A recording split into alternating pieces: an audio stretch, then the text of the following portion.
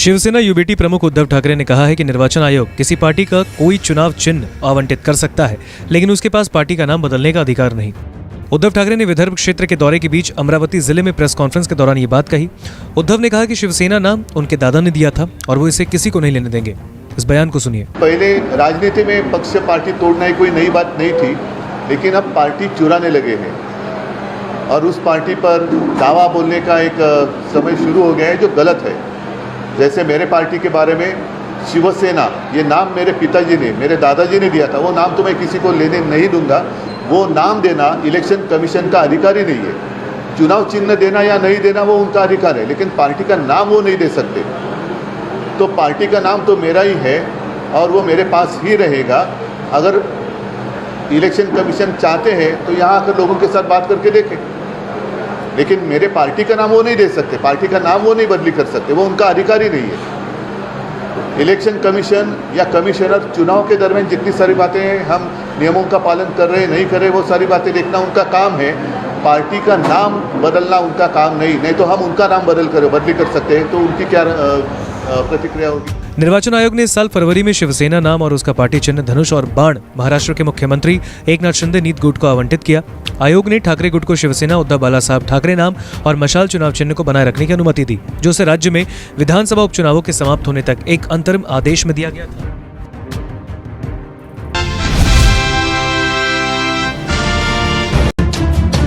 महाराष्ट्र में अजीत की बगावत के बाद चर्चा है कि मानसून सेशन शुरू होने से पहले एक बार फिर से कैबिनेट विस्तार हो सकता है। इस महीने की शुरुआत में अजीत पवार की लीडरशिप में आए एनसीपी गुट के 8 मंत्रियों ने शपथ ली, जिसके बाद अब एकनाथ शिंदे और बीजेपी गुट के बीच कुछ नेताओं को मंत्री पद दिया जा सकता है। इस बीच बताया जा रहा है कि एकनाथ शिंदे समर्थक विधायकों में ये जानने की बेचैनी है कि आखिर उनका नाम है कैबिनेट के विस्तार में या फिर नहीं। माना तो ये भी जा रहा है कई विधायक तो पाला तक बदलने के मूड में है, जिसके लिए कुछ विधायक उद्धव ठाकरे सेना के संपर्क में हैं और ऐसे में अगर उन्हें मंत्री पद नहीं मिलता तो फिर उनके साथ जाने पर भी विचार कर सकते हैं।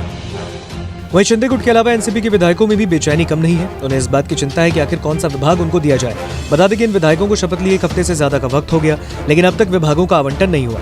पिछले दिनों अजीत पवार ने वित्त मंत्रालय, ऊर्जा मंत्रालय और कई अहम विभाग मांगे, लेकिन शिंदे गुट को इस पर आपत्ति थी। ऐसे में इन्हें विभागों का बंटवारा नहीं हो सका, जिसके बाद अब खबर है कि दिल्ली में बीजेपी का हाईकमान इसे लेकर मंथन कर रहा है। अगले 2 से 3 दिनों में ही मंत्रियों को विभागों के बंटवारे और विस्तार हो सकते हैं। खबर है कि 14 और मंत्रियों को सरकार में लिया जा सकता है। इस सरकार में फिलहाल 3 पार्टियां हैं, भाजपा, एकनाथ शिंदे सेना और एनसीपी का अजीत गुट है।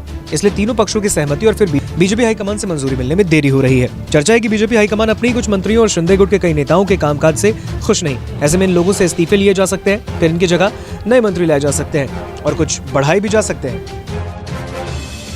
जिसको लेकर एकनाथ शिंदे गुट में बेचैनी का आलम है। गौरतलब है कि बीते साल एकनाथ शिंदे के साथ आए 40 विधायकों में से ज्यादातर को अब तक मंत्री बनने का इंतजार है। कई तो ऐसे हैं जो उद्धव ठाकरे के राज में भी मंत्री थे। ऐसे में ये लोग मंत्री बनना चाहते हैं और भाव न मिलने से नाराज हैं। कई नेता उद्धव ठाकरे के संपर्क में हैं, जिससे एकनाथ शिंदे गुट पर दबाव है। एनसीपी के सरकार में आने से पहले चर्चा थी कि शिंदे गुट के विधायकों को 12 से 13 मंत्री पद मिल सकते हैं, लेकिन अब इन लोगों को अपनी संभावना कमजोर लग रही है। इसके चलते एकनाथ शिंदे को अपने समर्थकों को समझाना मुश्किल है। लिहाजा अब देखना ये होगा कि कैबिनेट विस्तार के बाद किसे किसे मंत्रालय में जगह मिलेगी।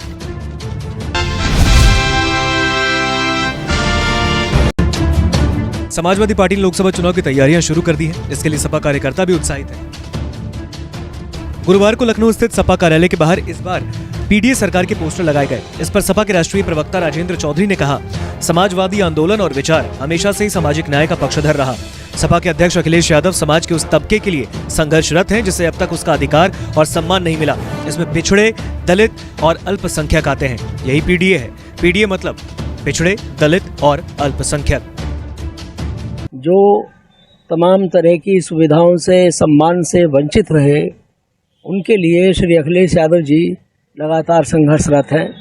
और पीडीए का सीधा मतलब है कि जो पिछड़ गए हैं समाज में, जिनको अधिकार नहीं मिला, जिनको सम्मान नहीं मिला, और चाहे दलित समाज हो और चाहे अल्पसंख्यक मुस्लिम समाज हो, उनके साथ 75 साल के बाद भी वो न्याय के लिए भटक रहे हैं, हिस्सेदारी के लिए भटक रहे हैं। उनको किस तरह से उनके साथ व्यवहार होगा सरकारों का और समाज का, ये लड़ाई श्री अखिलेश यादव जी पूरी ताकत के साथ लड़ रहे हैं और वही पीडीए है। समाजवादी पार्टी ने आगामी लोकसभा चुनाव के लिए 80 हराओ भाजपा बचाओ का नारा दिया है। अखिलेश यादव का कहना है कि इस बार के लोकसभा के चुनाव में एनडीए को पीडीए हराएगा।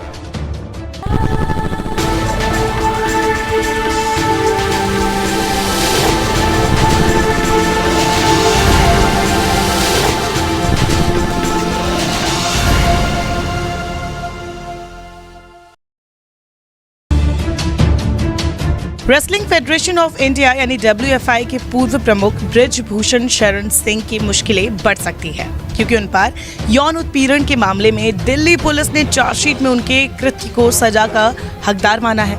दिल्ली पुलिस की चार्जशीट में कहा गया है कि अब तक की जांच के आधार पर सिंह पर मुकदमा चलाया जा सकता था। साथ ही उनको यौन उत्पीड़न, छेड़छाड़ और पीछा करने जैसे अपराधों के लिए दंडित किया जा सकता था। 13 जून को दाखिल चार्जशीट में इस बात का भी उल्लेख है कि सिंह ने पहलवानों का बार बार यौन उत्पीड़न करना जारी रखा। ब्रिजभूषण शरण सिंह के खिलाफ 6 महिला पहलवानों ने शिकायत की थी। इसमें सुप्रीम कोर्ट के हस्तक्षेप के बाद दिल्ली पुलिस ने केस दर्ज किया था। दिल्ली पुलिस ने 6 बार के सांसद ब्रिजभूषण के खिलाफ 15 जून को आईपीसी की धारा 354, 354A, 354D और 506 के तहत एक आरोप पत्र दाखिल किया था। इन मामलों में दोषी साबित होने पर बीजेपी नेता को 5 साल की जेल की सजा हो सकती है।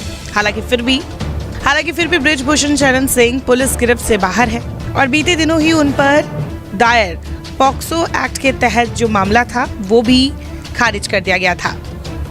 बता दें, इससे पहले 7 जुलाई को दिल्ली की राउज एवेन्यू अदालत ने बीजेपी सांसद ब्रिजभूषण सिंह को देश की प्रमुख महिला पहलवान खिलाड़ियों की तरफ से लगाए गए यौन उत्पीड़न के आरोपों के मामले में तलब किया था। राउज एवेन्यू अदालत की तरफ से जारी समन में उन्हें 18 जुलाई को अदालत में पेश होने के लिए कहा गया है। इसके अलावा सिंह के पूर्व सहायक सचिव विनोद तोमर को भी अदालत ने तलब किया था। तोमर पर आईपीसी की धारा 109, 154, 154A, 506 के तहत अपराध का आरोप लगाया गया है। कथित तौर पर आरोप पत्र में लगभग 200 गवाहों के बयान शामिल हैं। ऐसे में दोनों की मुश्किलें बढ़ भी सकती है। पिछले हफ्ते सीएमएम ने कथित यौन उत्पीड़न मामले को ACMM जसपाल की अदालत में ट्रांसफर कर दिया। ये कोर्ट सांसदों और विधायकों के मामले को देखती है। जसपाल ने शिकायतकर्ताओं के वकील को अदालत की नकल एजेंसी में प्रमाणित प्रति के लिए आवेदन करने का निर्देश दिया था। कनॉट प्लेस पुलिस स्टेशन में ये केस दर्ज हुआ था। पहलवानों का आरोप है कि सिंह ने कथित तौर पर एक एथलीट को सप्लीमेंट की पेशकश करके यौन उत्कृत्यों के लिए मजबूर करने का प्रयास किया। वहीं एक दूसरे पहलवान को अपने बिस्तर पर बुलाया और उसे गले लगाया। इसके अलावा सिंह पर अन्य महिला एथलीटों को अनुचित तरीके से छूने जैसे आरोप भी लगाए गए हैं।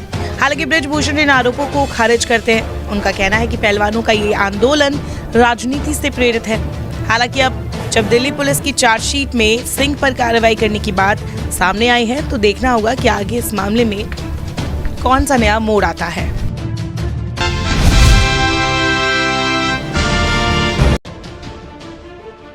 मध्य प्रदेश के खंडवा जिले के ओमकारेश्वर ज्योतिर्लिंग मंदिर में एक पुजारी द्वारा एसडीएम के साथ मारपीट की गई, जिसके चलते पुलिस ने पुजारी समेत उसके बेटों के खिलाफ मामला दर्ज कर लिया है। पता चला है कि पुजारी के बेटे ने विशेष गेट से अपने जजमानों को दर्शन कराने का प्रयास किया था, जिसे अधिकारी ने चेतावनी देकर भगा दिया। इसी के चलते उसका एसडीएम के साथ विवाद हो गया। वहीं पुलिस ने तुरंत हस्तक्षेप करते हुए मामले को सुलझाया और सीसीटीवी सबूतों के आधार पर पुजारी और उसके बेटे के खिलाफ मामला दर्ज कर लिया है। दरअसल पुलिस ने एक युवक को गलत द्वार से प्रवेश करने और उसका कॉलर पकड़कर मंदिर से बाहर कर दिया। इस पर गुस्साए उसके पंडित पिता ने एसडीएम को थप्पड़ मार दिया।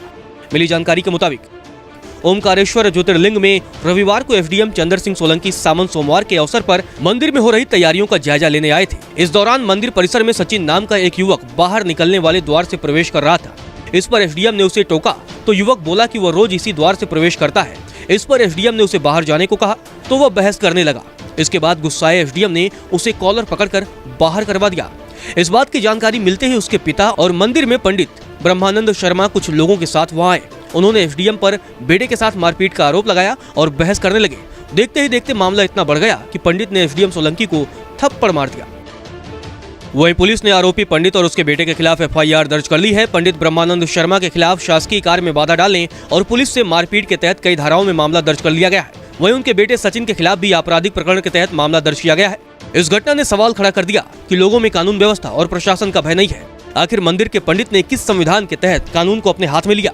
ड्यूटी पर एक अधिकारी को थप्पड़ मारने की यह घटना पंडित के झूठे अहंकार को दर्शाती है। लगता है कि पंडित जी ने धर्मशास्त्रों और संविधान का ठीक से अध्ययन नहीं किया है। अगर ऐसा उन्होंने किया होता तो ड्यूटी पर एक अधिकारी से बदतमीजी नहीं करते।